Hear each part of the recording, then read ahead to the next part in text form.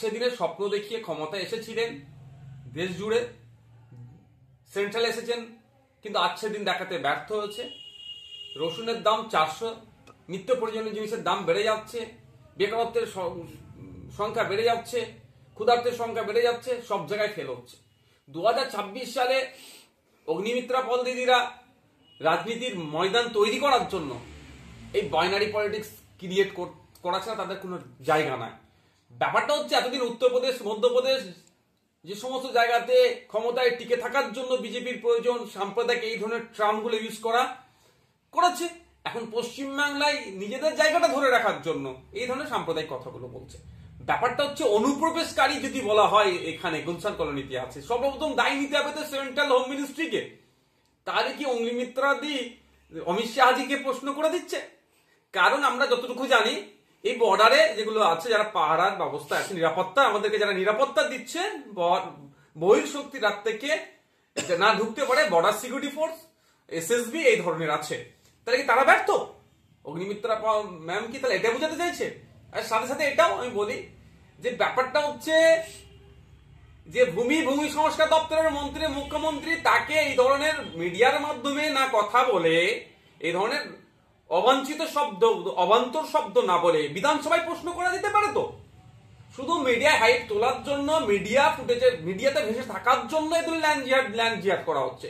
বিধানসভায় যখন মুখ্যমন্ত্রী থাকে, তার দপ্তরের আরো মন্ত্রীরা থাকে, তখন তো প্রশ্ন করতে পারে, মেনশন করে হোক, কোশ্চেন করে হোক, যে পশ্চিমবাংলায় কত কি আছে, ল্যান্ড কত আছে, কত ওয়াকাফ আছে, কত দেবত্ব সম্পত্তি আছে, কত রিফিউজি ল্যান্ড আছে, সেগুলো কারা কারা বসবাস করছে।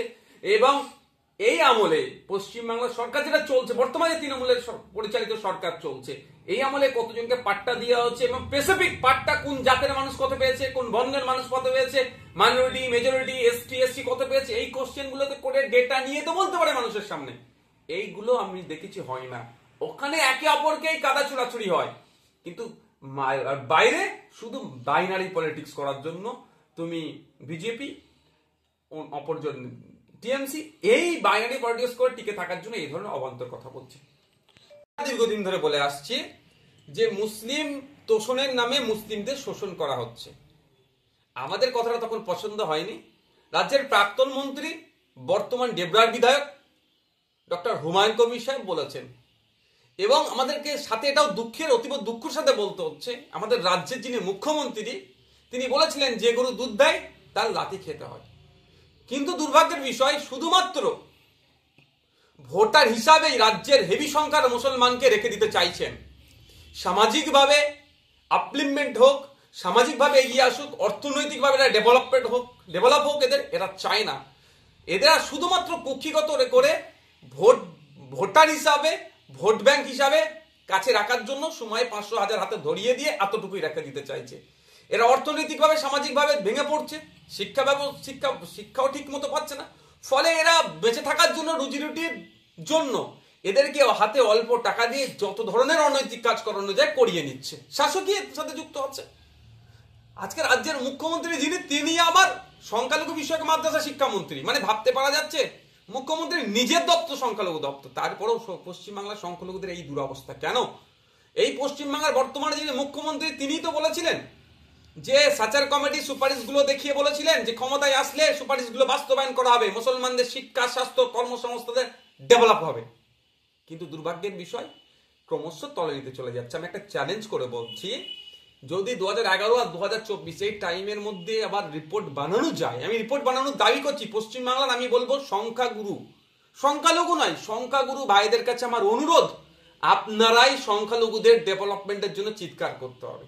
কারণ আপনারা এখানকার সংখ্যাগুরু, আপনারা সংখ্যালঘুদের যে দুরবস্থা তার নিয়ে যদি সোচ্চার হন, শাসকের টনক নড়বে। তাই আপনারা আওয়াজ তুলুন, এই সংখ্যালঘুদের ডেভেলপ করতে হবে।